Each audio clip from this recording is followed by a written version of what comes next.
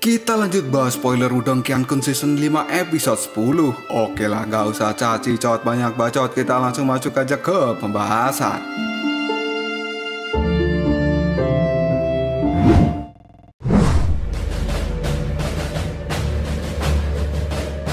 Puying yang tidak terlihat dan merasa unggul dari Lindong kali ini berteriak, "Lindong, tidak perlu bersusah payah. Aku pernah membunuh praktisi tahap manifestasi hanya dengan teknik ini. Tidak peduli apa yang kau lakukan, kau tidak akan bisa mematahkan teknik ilusi bayanganku." Serangan Puying pun kali ini melesat dengan kecepatan sangat tinggi ke arah Lindong. Dan tiba-tiba saja, sambil tersenyum Lindong berkata, "Aku tidak tahu siapa yang kau bunuh sebelumnya, tapi aku berbeda dari praktisi lain." Setelah berkata seperti itu, Lindong pun mengeluarkan batu simbol pelahap di tangan kanannya. Dan dia lalu berkata, "Batu pelahap, lahaplah semua energi yang ada di tempat ini." Dengan cepat seluruh energi itu berkumpul dan melesat ke arah Lindong karena tersedot oleh batu simbol pelahap itu.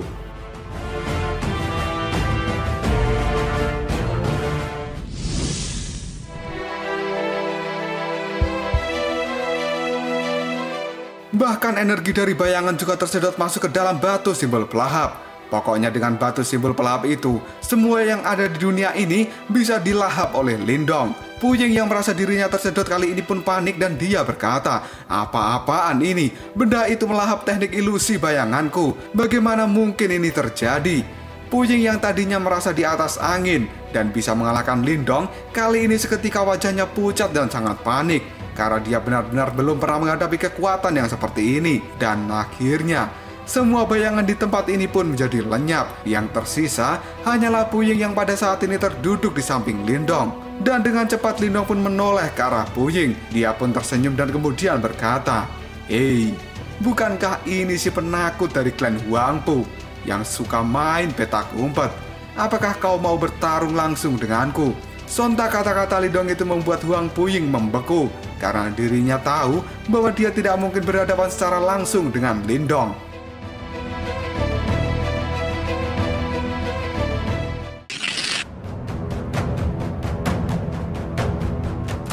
Merasa sangat ketakutan dan tidak mampu berbuat apapun, Puying pun memilih untuk melarikan diri secepat mungkin. Dan dia benar-benar tidak berani bertarung langsung dengan Lindong. Sambil terus berlari, Puying pun berteriak, "Tidak mungkin, ini tidak mungkin." Namun Lindong hanya memandangi Puying sambil tersenyum. Puying pun terus berlari ke sana kemari untuk mencari bayangan. Namun sama sekali di tempat ini tidak ada bayangan sedikit pun. Bahkan di belakang tiang penyangga juga tidak ada bayangan.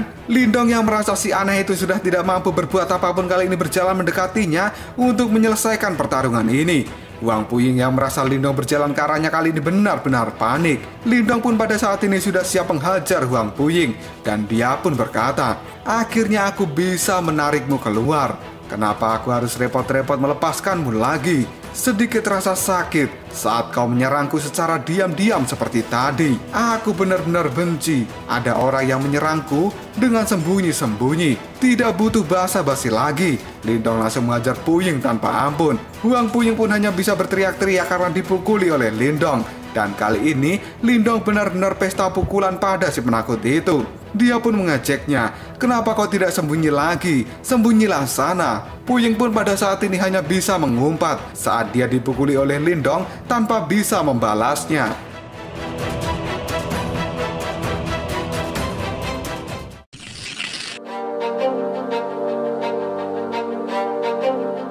Dan kali ini Huang Puying pun sudah jatuh terkapar dengan tubuh yang babak belur. Lindong pun merasa puas bisa menghajar si penakut itu.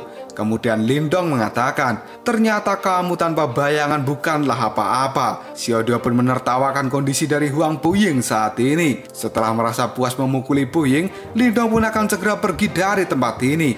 Namun kini Puying malah berteriak, "Lindong, jangan terlalu sombong. Berdasarkan kekuatanmu sekarang, kau tidak memenuhi syarat untuk PDKT dengan Ling Qingsu." Lindong pun melihat ke arah Huang Puying dengan tatapan marah dan dia berkata, "Hah? Apa kau yakin bahwa aku tidak berani membunuhmu?" Puying pun sangat ketakutan dengan ancaman dari Lindong. Namun dia masih berbicara, "Aku hanya mengatakan sesuai kenyataan. Kau tidak tahu latar belakang dia yang sebenarnya. Dia benar-benar berada di tingkat yang jauh melebihi imajinasimu. Meskipun kau dianggap sebagai jenius dari dinasti Yan, dibandingkan dengannya, kau hanyalah sebuah lelucon. Dia itu berada di dunia yang berbeda dengan kita. Untuk kita semua, mungkin tahap nirwana itu sudah kuat. Namun di matanya, itu hanyalah tingkat yang standar. Jika dibandingkan dengan dirinya, kita ini hanyalah semut yang merangkak di wilayah Swan. Kau tidak akan pernah bisa menggertak seekor gajah, meskipun kau harus mengorbankan nyawamu sekalipun. Kau dan aku hanya bisa mengagumi dan memujanya sebagai dewi. Ada sesuatu yang mustahil dimiliki di dunia ini. Kau bisa menghajarku sepuasmu. Lindong pun hanya diam saja mendengar semua ocehan dari Huang Puying.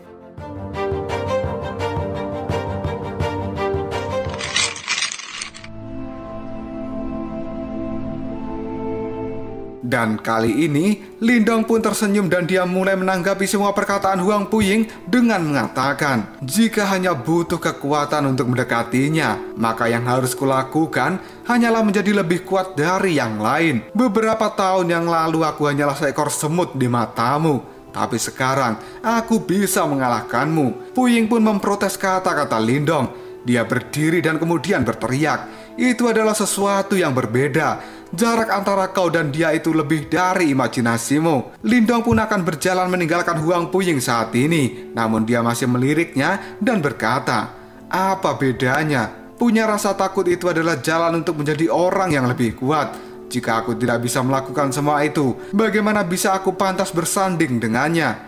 Tapi untukmu Huang Puying, jika kamu masih berani menghalangiku untuk mendapatkan Ling Qingsu, aku tidak akan pernah melepaskanmu. Kata-kata Lindong itu membuat Huang Puying terdiam tanpa mampu menjawabnya. Setelah selesai urusan antara Lindong dengan Huang Puying, kali ini Lindong pun melanjutkan ke tahap berikutnya dan meninggalkan Huang Puying sendirian. Pintu ke tahap berikutnya pun mulai terbuka dan ada suara mengumumkan pertandingan antar pemuda babak kedua. Pemenangnya adalah Lindong. Lindong pun tersenyum atas kemenangan ini.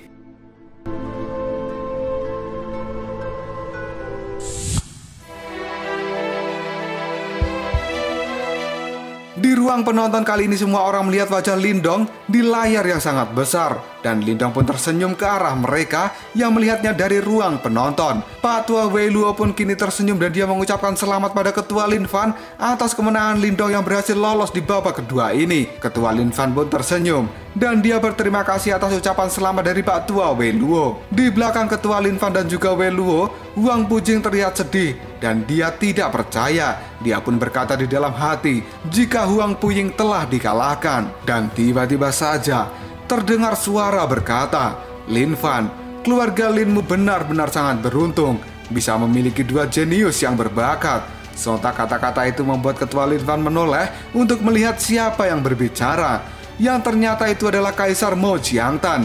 Dan dengan cepat, ketua pun berterima kasih atas pujian dari sang kaisar. Kaisar pun tertawa dan dia masih kagum dengan Lindong dan juga Lilantian yang benar-benar luar biasa. Sambil melihat wajah Pangeran Moling yang berada di layar, Ketua Lin Fan pun berkata, meskipun Lilantian dan Lindong punya kemampuan yang cukup, mereka masih bukan tandingan dari pangeran ketiga. Di babak kedua ini, tidak ada seorang yang bisa menahan lebih dari 20 pukulan dari pangeran. Kekuatannya sungguh tidak terbayangkan. Kaisar pun menjawab jika Moling sedang beruntung, karena masih banyak hal yang harus dia pelajari.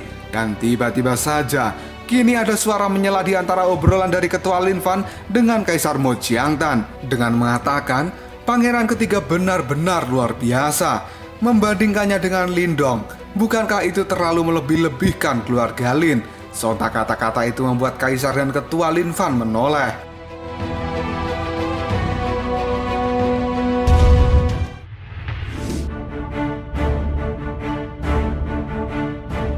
Dan ternyata yang berbicara itu adalah Ketua Wang Lei. Dia mengatakan jika Lindong hanya beruntung karena punya senjata sihir yang bisa membatasi pergerakan bocah dari keluarga Huang Pu. Ketua Lin Fan yang tidak suka dengan Wang Lei pun berkata, jika hasil dari pertandingan ini sudah jelas. Namun kenapa Wang Lei terlihat sirik dengan kemenangan dari Lindong? Wang Lei pun tertawa dan dia merasa bahwa yang dia katakan itu adalah sesuai fakta. Wang Lei pun menyuruh Lin Fan untuk tidak marah. Dan dengan pedenya, Wang Lei pun mengatakan, Kemungkinan Lin Fan menjadi sensitif seperti ini karena dia belum bisa menerima kekalahan dari klan Wang 20 tahun yang lalu. Dengan wajah yang meremehkan, Wang Lei kembali berkata, jika dirinya pada saat ini berharap agar tahun ini semoga saja klan Lin mendapatkan tempat untuk masuk ke perang 100 kekaisaran. Jika tidak, maka klan Lin tidak akan memiliki wajah lagi. Lin Fan pun dengan wajah yang kesal dia menjawabnya bahwa yang seharusnya lebih dikhawatirkan itu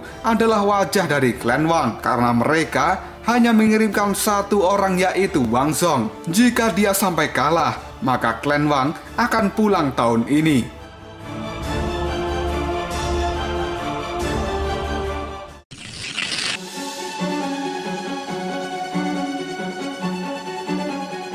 Setelah berkata seperti itu, Lin Fan pun menjauhi Wang Lei karena orang itu sangat tidak asik. Namun Wang Lei masih saja ngoceh. Jika klanmu tidak mau bertemu dengan pangeran ketiga, maka bertemu dengan Wang Zhong saja sudah cukup beruntung. Wang Lei ingin melihat apakah klan Lin memiliki keberuntungan yang bagus tahun ini. Kata-kata itu membuat ketua Lin Fan menjadi emosi. Namun dia tidak mau ribut dan hanya berkata di dalam hati, asli bajingan Wang Lei ini. Ketua Lin Fan kemudian melihat ke arah Lindong yang wajahnya terpampang di layar. Dan dia berkata, Lindong, lawanmu berikutnya sangatlah kuat. Kau harus berhati-hati. Dan pada saat ini, di tempat turnamen, Lindong akan memasuki pintu menuju babak terakhir. Dia pun menatap pintu itu dan berkata, di balik pintu ini, pertempuran final antar pemuda telah menanti. Mari pergi dan amankan posisi perang 100 kekaisaran. Dengan penuh semangat, Lindong pun melangkah dan dia mulai membuka pintu babak final dari turnamen antar pemuda ini.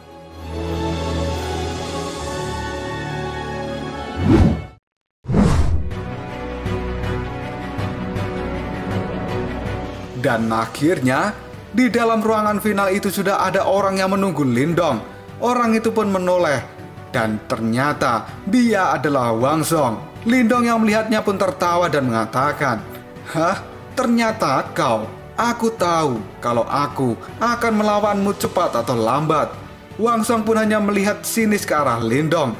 Dan tidak lama kemudian dia berkata, oh, aku tidak menyangka ternyata itu dirimu. Dan siapapun lawanku, aku tidak akan menahan diri. Lindong pun tersenyum dan dia menanggapi perkataan dari Wang Zhong.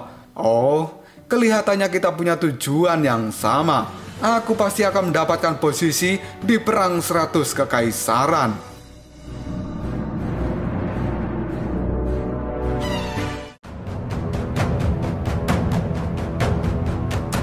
Lalu apakah yang akan terjadi selanjutnya? Siapakah yang akan menang dalam duel antara Lindong dengan Wang Zhong? Karena mereka sudah sama-sama panas dan memiliki kebencian satu sama lain. Dan ini bakalan menjadi pertarungan yang seru dan cukup sengit. Jika kalian penasaran, tunggu aja jawabannya di next video. Ngobrol Sob.